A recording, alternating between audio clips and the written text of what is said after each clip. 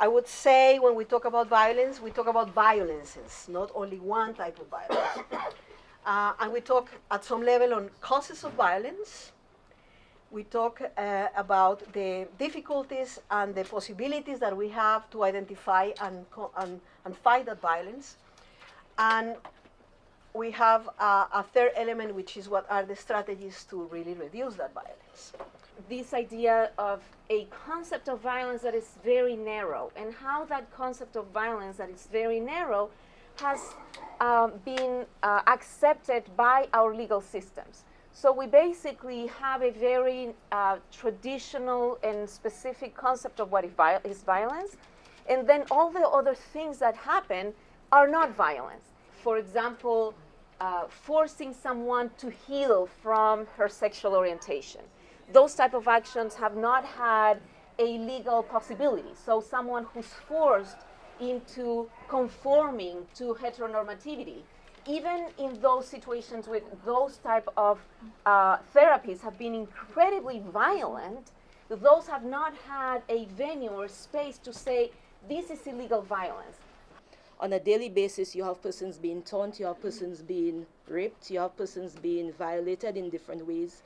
And they even have the workplace discrimination as well as shelter discrimination.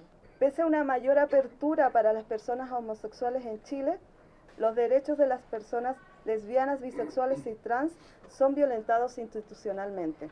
El sistema heteronormativo no permite que las lesbianas sean competentemente atendidas por los funcionarios de salud. The fact is invisibility. We do not have any figures or any official figures because there are not descriptors in our laws allowing police or judges to decide that this case is a hate crime or it's relating to sexual orientation or gender identity of a person. So invisibility, it's the rule.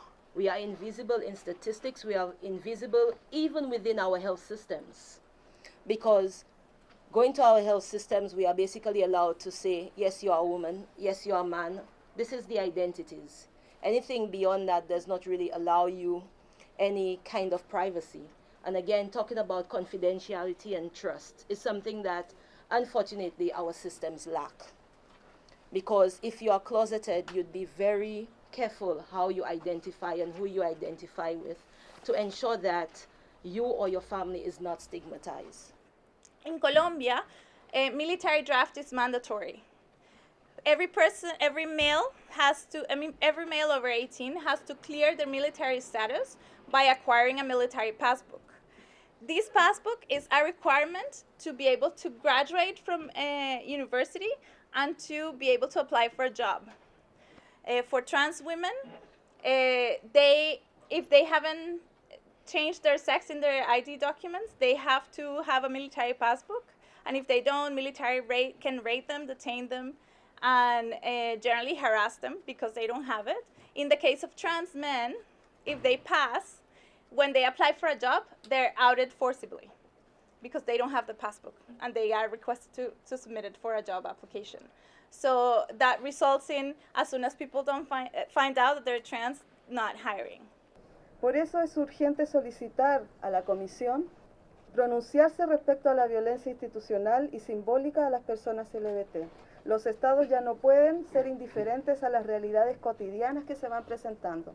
Los estados no deben ceder a las presiones de los grupos conservadores. Por eso queremos estar presentes, incidiendo para la visibilidad y concientización de nuestra realidad.